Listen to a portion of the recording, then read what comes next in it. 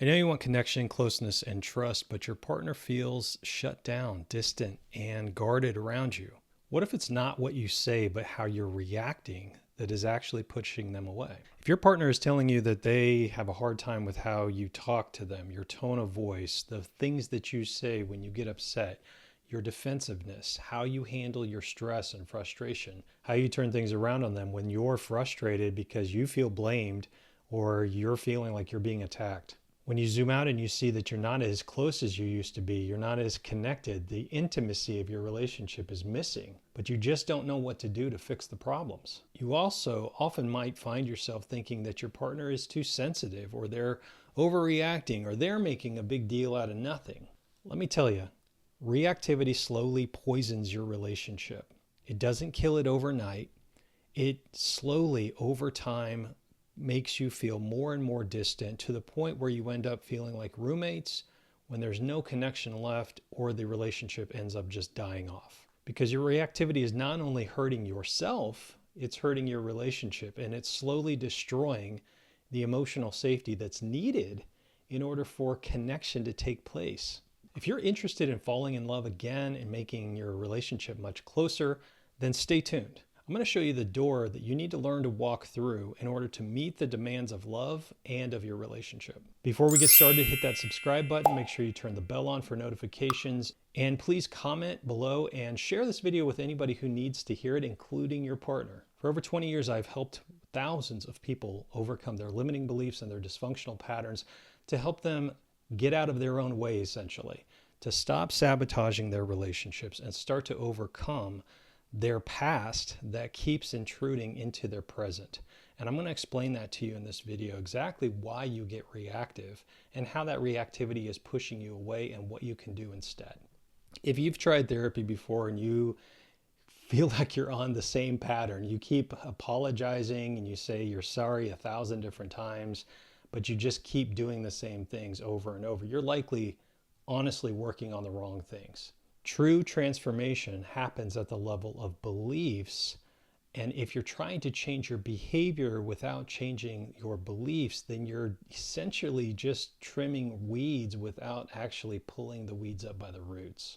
No matter how much you trim them, they just keep coming back. This is where therapy really doesn't do reactivity much justice, is because most therapists tend to focus on the behavior itself and trying to change the behavior. So speak like this, breathe, do this thing as a way to prevent yourself from being reactive, but that doesn't transform you. And the clients that I work with, the people that are in my program, they want transformation. They don't want to have these reactive patterns anymore. And the only way that you can get transformation is you go back down to the roots, to the belief systems that make the reactive patterns go. You see, reactivity is what happens when you feel emotionally threatened. And instead of staying grounded, you defend, you attack, or you escape. All of these are a way for us to stay safe. And they all happen as a result of the experiences that we had growing up. So few examples I'm going to go through here real quick. You have a group of friends, and growing up with this group of buddies, you guys teased each other a lot. You would make fun of each other, call each other names, baby, wussy, wimp, when anybody got emotional about something. And in order to be included in this friend group, you had to be tough. You had to take it, so to speak. But now you're an adult. And when your partner is, having a hard time and you say similar type things, call names, make fun, invalidate, and then when they have a normal reaction to you hurting their feelings even more, you turn on them and say you can't take it. Your parents fought a lot and you hated it. You didn't want to be around it. You avoided it. So you would leave the house and try to stay away from it as much as possible. Your partner then, now as an adult, is expecting you to communicate, to talk with her. When there is a problem, she wants you to talk it out with her, connect to her so you guys can solve the problem. But instead, you leave the house, or you emotionally shut down, or you go to the basement, or go out in the yard, and you avoid because you don't want to fight, having a very similar reaction to what you used to do when you were a kid. And finally, your parents micromanaged you. They tried to control you in all these different ways, and you rebelled against that control by being hyper independent. Now you're in a relationship and your partner wants to know where you are and what you're doing and who you're with. And you're having a reaction to that by accusing them of being controlling and that they don't need to know where you are and what you're doing, completely missing the fact that you're in a partnership, and that's just being considerate. So you see that all of these different examples have one thing in common. These are fear-based reactions that are meant to keep us safe, but these old adaptations that you use to try to cope with a lot of dysfunction in your childhood are now being used in your adult life, and this is where the reactivity is happening. So you used to use something that might have worked back when you were a kid or a teenager that is now no longer working because you're not in the same relationships with those people anymore. You're in a new relationship with your partner and you're doing the same old stuff that you learned when you were a kid, and your partner is having a normal reaction to that stuff because he or she is wondering, why the fuck are you treating me this way?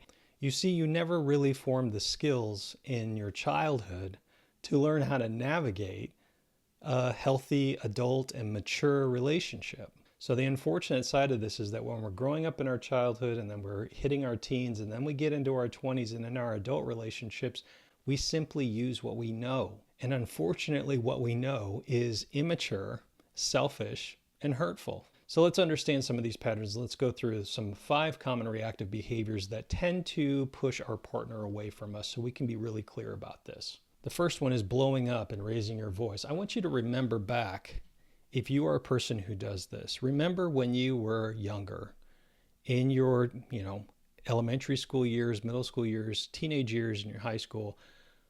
How would it feel to you when somebody would blow up or yell at you? You remember how it felt, not what you think, because over time what we do is we tend to rationalize this.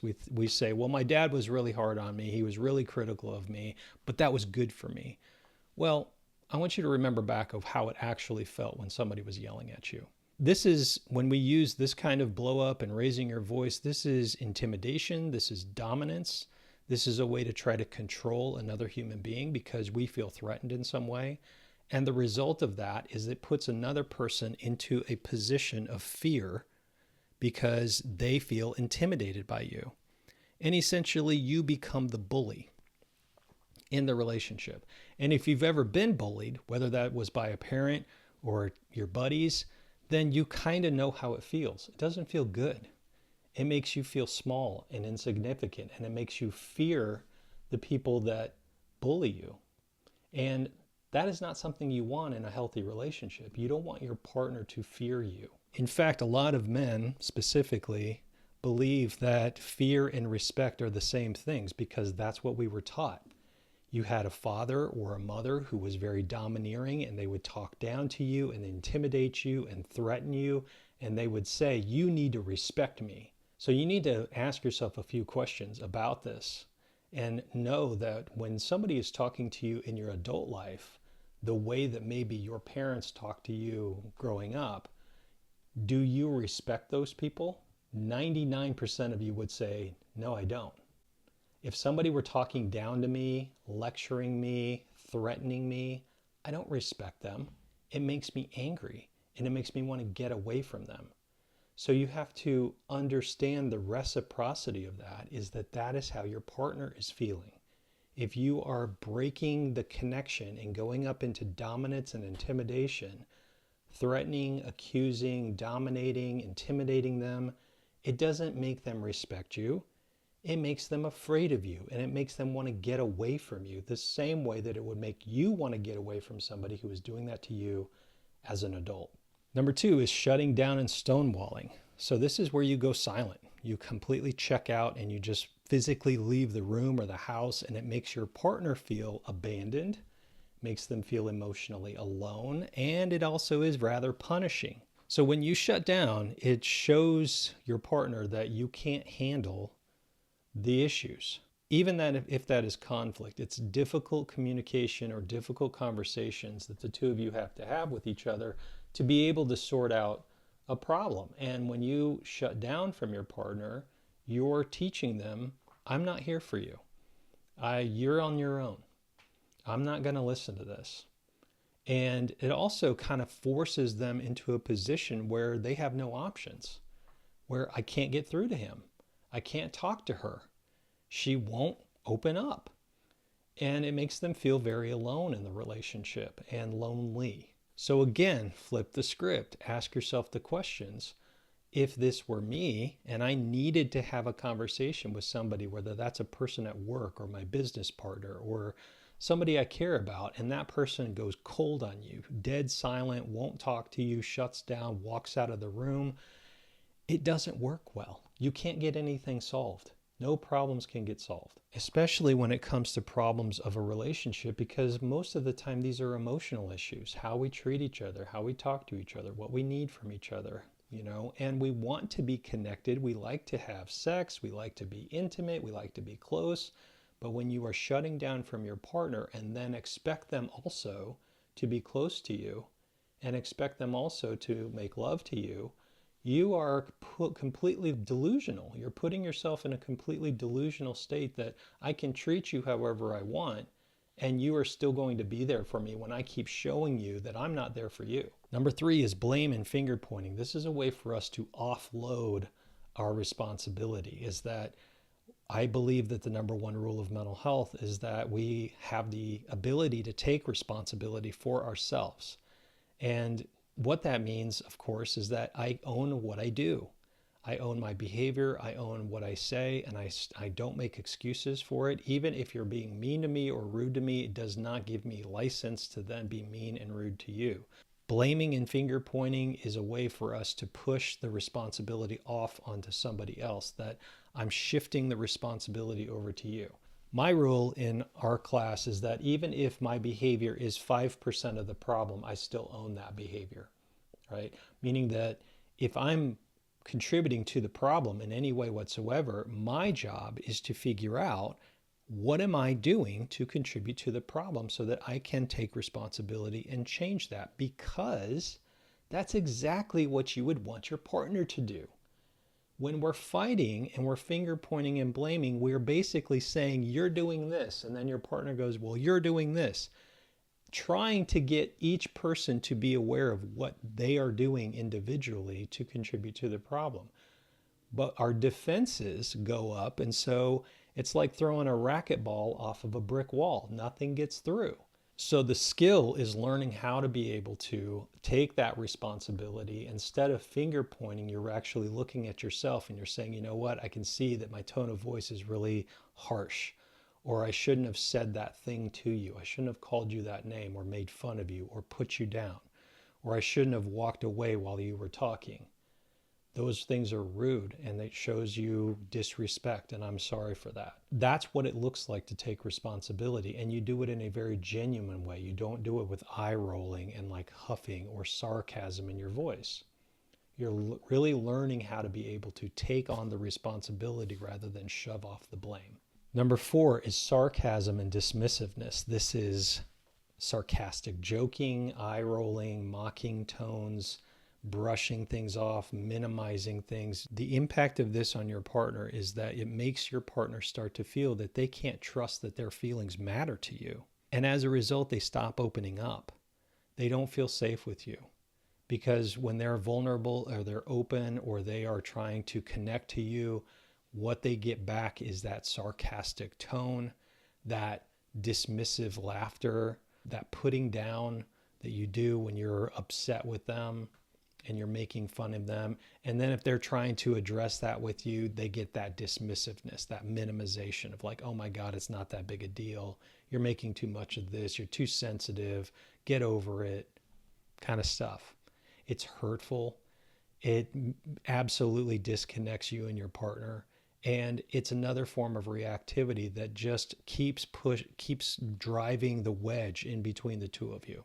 And the last thing on my list is bringing up the past as a way to win the present. This is a way of actually, again, not taking responsibility. So this is where you bring out basically the greatest hits of everything that your partner has ever done wrong as a way to avoid taking responsibility for what you've done now. So I've done something hurtful to my partner. My partner's bringing that to my attention, and I find all of the things that she's ever done as a way to say, what I do is minimal compared to what you've done to me.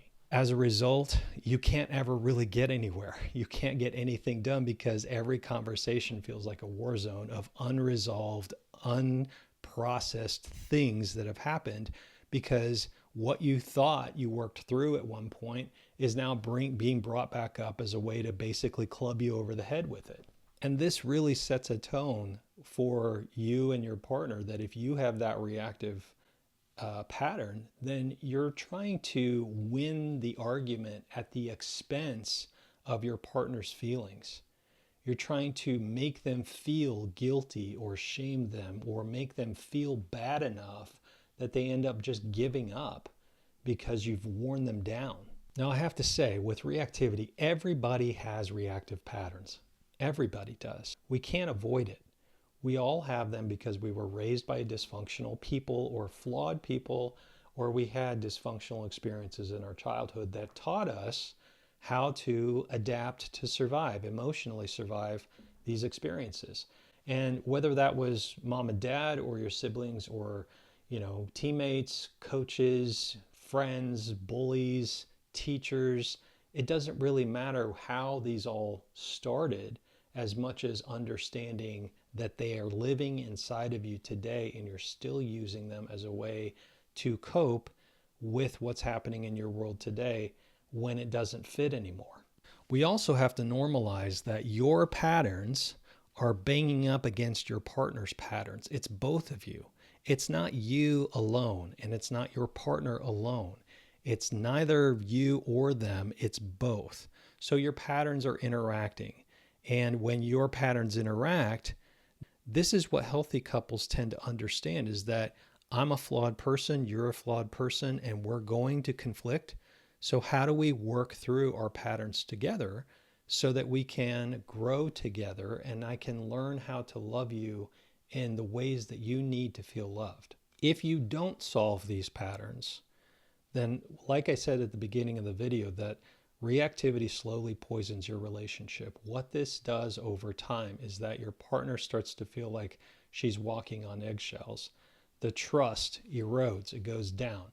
Emotional safety, which is absolutely necessary for a relationship, begins to disappear, and the intimacy starts to fall apart. The resentment goes up, it builds. Even when things are fine, there's this distance between us.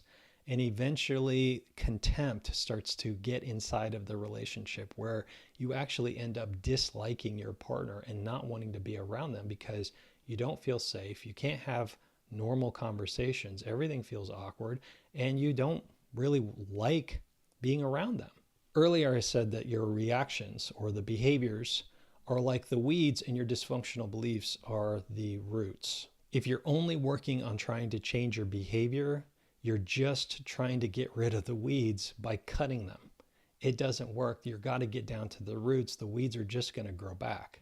And that's what my program is all about. Breaking reactive patterns, the blueprint for building a safe and healthy relationship.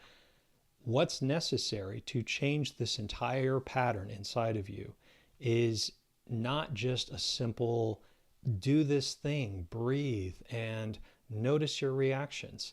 No, you got to get down to the roots. And that means that is courage work. It's healing work you have to do. You have to drum up enough courage to face down these fears that these adaptations came out of, because every single one of those adaptations that I named earlier and hundreds more are all built on fear. So facing your fear is courage work. In my program, we first need to work on understanding your own individual story because everybody's different. The ways that you adapted to your childhood and teen years and the things that have happened to you and the dysfunctional beliefs that were formed inside of you is individualized.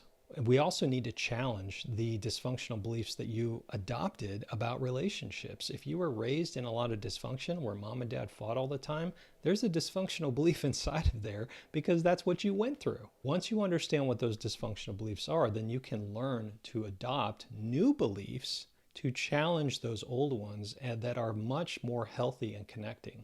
Collectively, these dysfunctional beliefs are called schema in my program, and schemas are patterns of dysfunction that just keep coming up, keep cycling through, because these are beliefs, and they not only sabotage your relationships, but they also sabotage all kinds of different areas of your life. So when it comes to your children or your business or, your family or society, it's how you interact with the world is your map. And the maps, the schema maps that you have are dysfunctional maps. You have to learn how to be able to change those maps up so that you can interact with the world in a healthier way. As a result, you learn how to become far more aware of these patterns. It's like pulling the curtain open and you can see what's behind there. Instead of just focusing on what you think it is, you actually understand what's actually going on behind the scenes. You also learn how to build the healthy adult. This is the emotionally mature, emotionally intelligent part of yourself who can navigate conflict, who can manage their reactivity and stay connected. It also is the part of you that can repair damage to the relationship rather than just make it all worse by engaging in skills that love requires, because love is a skill. You have to learn how to build the skills of love in order for you to truly know how to foster love. It's kind of like the analogy I'm talking about with weeds. It's understanding that if I want the skills to be a gardener, I have to know how to build them up. I have to know what to do with my soil and know how to do all of the different things, and then know how to pull dysfunctional weeds out that are going to kill my plants. The entirety of this process allows you to learn to become far more authentic and genuine. You're going to be happier and healthier, far more connected, because you've got the tools now to communicate through your emotions, to navigate your conflicts, and you're managing your emotions effectively without acting them out, which is what reactivity is. Listen, you're not a bad person. You just have these patterns that are causing damage to your relationship, and it's your job to take responsibility for those so that you can rebuild trust and rebuild the connection that you want. I urge you to not wait until it's too late. Most of the time people seek help when it's at a crisis point. That's like saying, I'm going to get my car worked on, but the engine's on fire, right? So it's about maintenance, about preventative maintenance. If I know that there are problems that are happening, I need to take care of those problems before they get worse. Comment below about some of the reactivity that you have in your relationships that you know you need to focus on and change. And if you're ready to make a change now and you're ready to break these patterns and really level yourself up, schedule a discovery call with me. The link is below in the comments. And in this discovery call, we're just going to spend 45 minutes to make sure we're the right fit. Make sure you check out this next video on how you're screwing up your apologies. And as always, thank you so much for watching.